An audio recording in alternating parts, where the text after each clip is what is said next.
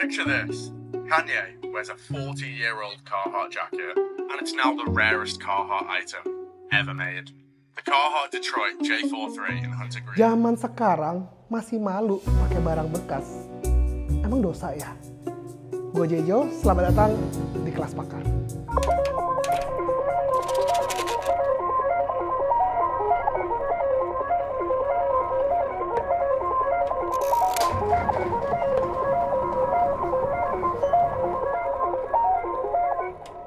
Ini nggak apa-apa, ini sama Red, gue masuk, ini ada produser gue di belakang gue juga. Lu ngeliat gue udah main barang thrifting udah berapa lama ya? Udah lama banget ya? 2018, 2017. Ya, jadi buat kalian yang ngerasa gue itu bikin konten thrifting itu buat konten doang, Anda salah sekali. Jawaban yang benar adalah kenapa gue itu suka thrifting. Karena gua mau dapetin sesuatu barang dengan better deals. Historicalnya gua itu mengenal thrifting dari mana sih? Gua itu mengenal thrifting atau second hand itu mungkin karena pas gua SMP, SMA, gua itu udah sering jalan-jalan ke Jepang sama orang tua. Jadi dan di situ pun gue selalu berkata ketika kita melihat zaman dulu tuh beda banget barang thrifting di Jepang itu nggak semasif zaman sekarang. Cuma waktu itu ada beberapa mereka open shop.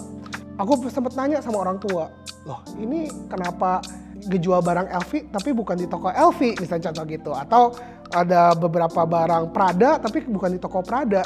Ini ada apa ini? Ini malah barangnya murah. Apakah ini barang palsu? Orang tua waktu itu juga nggak bisa jawab karena orang tua saya sangat benci kalau saya menggunakan barang bekas. Maksudnya, lu mau nih pakai barang bekas orang meninggal atau kamu mau pakai barang bekas orang sakit kulit? Karena di saat itu orang tua ngelihat kalau pakai barang bekas itu sangat tabu gitu loh. Sedangkan bagi saya, apa bedanya barang yang baru dari toko dan dipakai 3 bulan kualitasnya akan sama ketika saya beli barang second gitu. Dan waktu itu ketika bertambahnya umur, ketika sudah mulai SMA kita ke Jepang lagi, saya memberanikan diri untuk bertanya. Ternyata waktu saat itu konotasi saya berbeda ya. Ini bukan jelek atau bukan bagus, mungkin bisa di-cut juga. Jadi di Jepang itu mereka ada culture di mana fashion itu terus berputar. Jadi orang Jepang sangat suka banget sama fashion, sangat suka banget. Mereka tuh rela mengocohkan mereka punya duit gaji untuk membeli barang fashion supaya selalu tampil beda. Jadi ketika barang fashion ini, kan Jepang kita tahu nih space-nya pada dikit-dikit semua kan. Jadi ketika seasonnya berubah, apa yang mereka lakukan? Mereka akan ngebuang barang itu, dijualin untuk mereka bisa mendapatkan uangnya untuk membeli barang fashion baru. Itu menurut aku kronologi yang benar sepertinya. Tapi ada yang bilang, ini aku cuma dengar ya, cuma jangan di point. Ada yang bilang juga, di mana kebanyakan barang-barang second ini didapatkan karena orang Jepang itu ketika mereka melakukan prostitusi seks, mereka itu tidak boleh membayar dengan uang, jadi mereka membayar dengan barang. Jadi barang yang didapetin mereka bisa jual lagi. Cuman gue gak tahu ini bener atau enggak, ini bisa yang di-cut ya. Ridho nih udah geleng-geleng. Cuman gue gak tahu, itu yang gue heard dari satu pegawai toko itu. Jadi when mereka melakukan penjualan, ya melakukan hubungan transaksional, kalau ketika mereka dibayar dengan uang itu melanggar hukum, tapi ketika mereka dibayar dengan barang itu sesuatu yang boleh.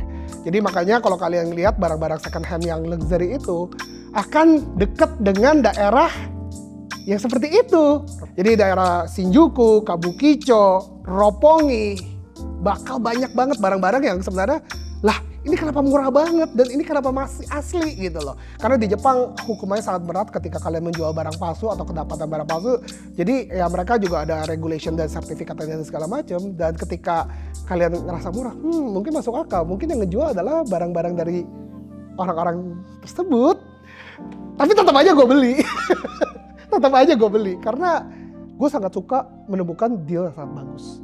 Dan gue ngerasa gue itu menemukan fun-nya ketika kita harus mencari-cari barang yang cocok dan harganya sangat berbeda jauh. Itu adalah sebuah enjoyment buat saya, buat gua, sorry.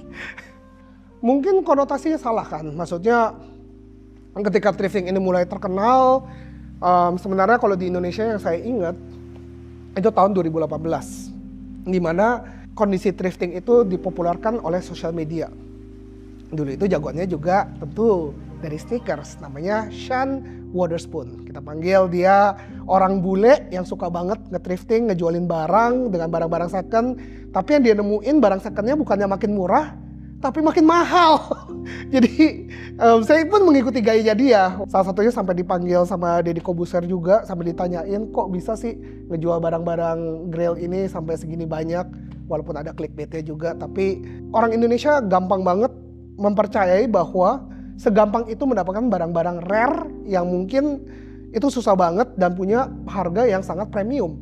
Jadi kadang-kadang ada sesuatu baju yang aku bisa beli harganya mungkin cuma 100.000 di pasar Senen, tiba-tiba ada orang yang koleksi. Misalnya for example, aku di Senen aku dapetin kaos Harley Davidson tahun berapa gitu. Tiba-tiba ada waktu kita taruh di sosial media, ada orang yang lagi mencari kaos itu, mereka bisa mampu bayar 1 juta, 2 juta, bukan gara-gara vintage atau lecek ya, karena itu mungkin harga nostalgia yang mereka cari hingga mereka mampu untuk membeli barang-barang seperti itu. Dulu pun saya pun kalau thrifting itu bukan harus thrifting baju juga ya, thrifting mobil juga saya lakukan gitu loh. Jadi salah satu mobil yang saya angkut itu adalah Subaru WRX Buckeye, di mana gua nemuin di tempat yang sudah tidak terawat. Gue beli sangat murah, kurang lebih 200 jutaan, dan benerin segala macam hingga jadi bagus, hingga yang mengambil itu adalah orang-orang yang koleksi banget dengan barang-barang tersebut. Jadi yang dinilai sebenarnya mungkin bukan harus secara fungsionalnya atau historicalnya, tapi lebih arah nostalgianya terhadap orang-orang yang mungkin sekarang mereka mampu waktu zaman sekarangnya, tapi waktu mudanya mereka tidak mampu gitu loh. Jadi ketika mereka membeli barang itu, mereka ngerasain bahwa mereka itu membahagiakan saat mereka itu masih muda. Jadi kadang-kadang yang itu yang membuat harga menjadi premium. Gua udah pernah ngerasain pasar Senen, gue udah ngerasain pasar baru, gue udah pernah ngerasain Niniveh. Mungkin lu nggak tahu nih Niniveh apa nih? Ada di Jalan Senopati ya itu ya, kalau nggak salah Rit. Iya di Jalan Senopati yang dimana jualan barang-barang bekas tapi bekas orang kaya-kaya banget. Jadi ya banyak resource-nya lah.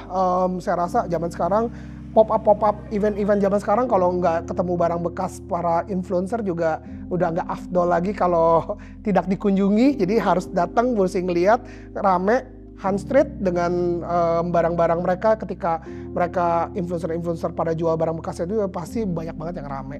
Dan aku bisa ngelihat fenomena ini makin banyak dilazimkan karena kebutuhan ekonomi juga, di mana ngapain beli baru? Kalau zaman dulu, zamannya orang tua saya, di mana membeli barang bekas itu seperti tabu banget. Tapi di zaman sekarang, orang melihatnya sebuah perilaku masyarakat yang mungkin lebih di-accept dibandingin mesti misalnya beli satu tas harganya yang di toko itu 50 juta, tapi kamu bisa dapat 15 juta.